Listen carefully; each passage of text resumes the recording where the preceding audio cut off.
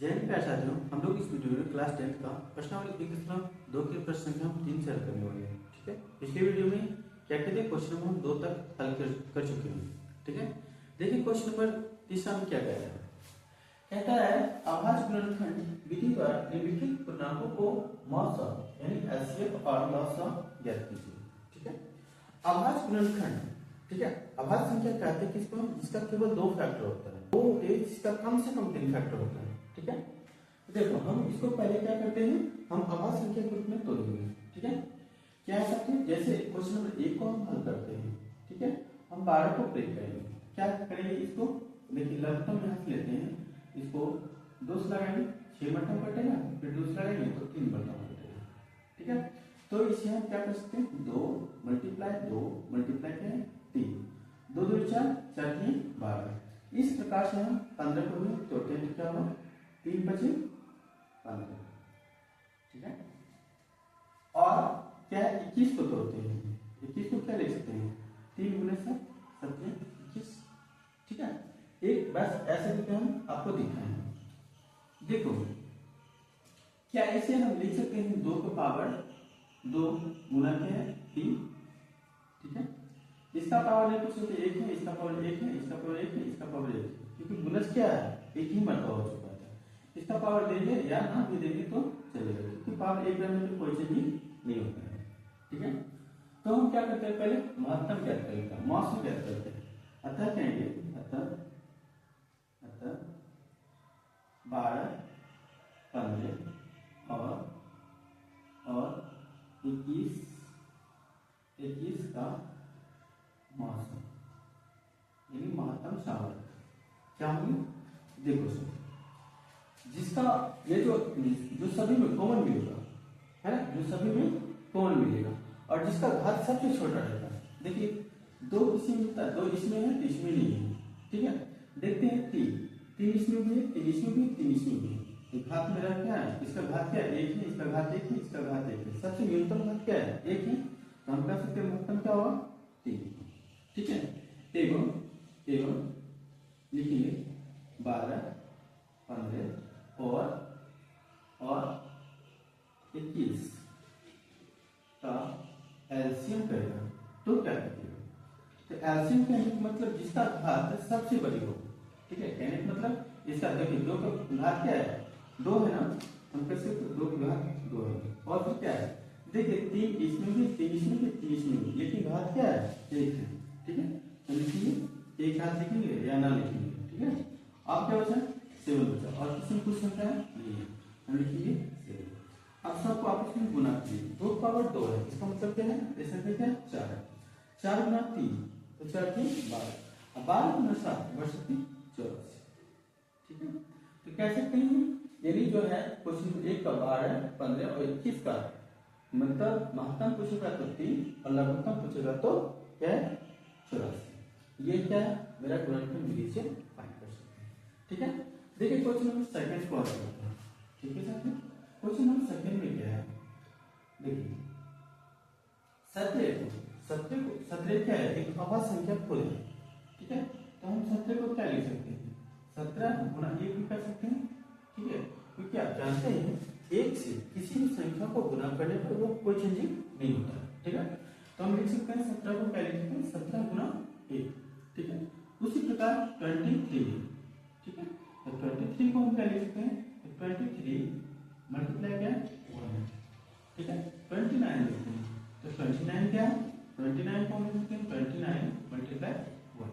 इसका फैक्टर क्या हो सकता है 29 गुना 1। ठीक है, ये सभी अभाज्य संख्या, तीनों क्या अभाज्य संख्या है। ठीक है, हम 1 इसलिए किए क्योंकि इसका महत्तम भी हमें फाइंड करना होगा।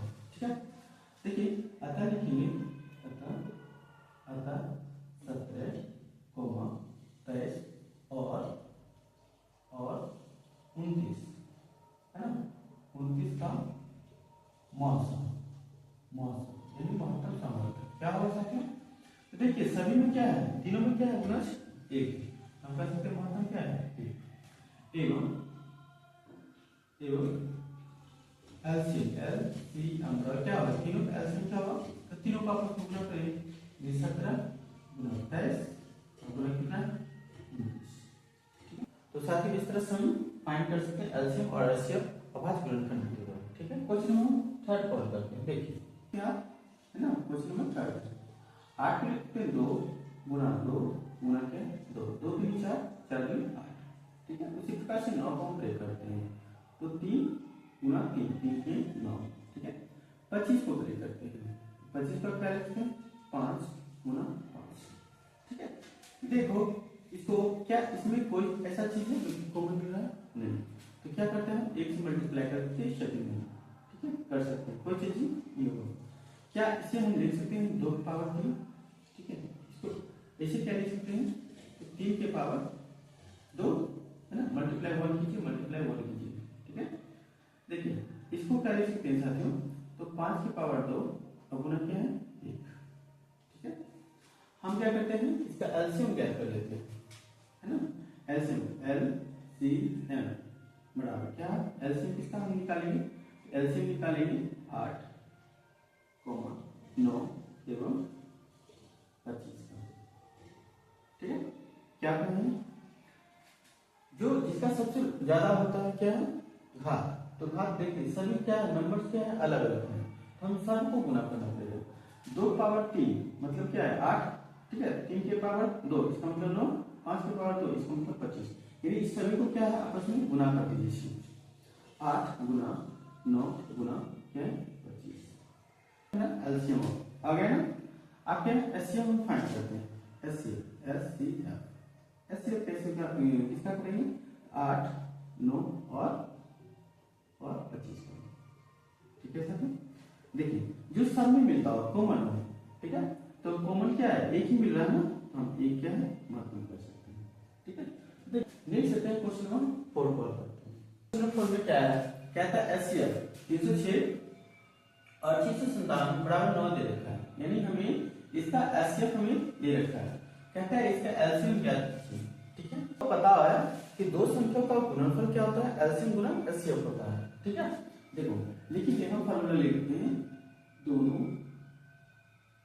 संख्याओं यानी दोनों संख्या क्या है 306 और 697 दोनों संख्याओं का गुणनफल है ना, दोनों संख्याओं का गुणनफल बराबर क्या होता है एलसीएम गुने एचसीएफ होता है। ठीक है, देखिए इससे क्या फार्मूला क्रिएट होगा, हमें क्या दे रखा है, तो हमें आपको दे रखा है एचसीएफ दे रखा है, एचसीएफ दे रखा है क्या एलसीएम में जो हम फाइंड करेंगे एलसीएम में फाइंड करने के बाद ये गुना है दूसरी तरफ हम पक्षांतर करेंगे तो क्या होगा डिवाइड में चल जाएगा। हम कर सकते हैं क्या इसे हम क्रिएट करते हैं फार्मूला को।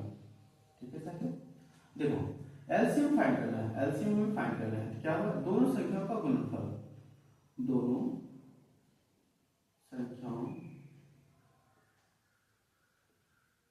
संख्याओं का गुणनफल है ना, गुणनफल बटे क्या होगा, तो हम एचसीएफ हमें बटाना चाहिए एचसीएफ, क्यों क्योंकि इधर गुना में इधर पक्षांतर नहीं है तो डिवाइड में है, तो दोनों संख्या का गुणनफल क्या 306 और गुना क्या 697 बटे क्या एचसीएफ में क्या 9 दे रखा है। ठीक है, 3 बचा 9 चुके 36, यानी हम कर सकते हैं 34 मल्टीप्लाई क्या 697, इन दोनों को गुना करने पे क्या है 22,338 मेरे एलसीएम प्राप्त होगा। ठीक है।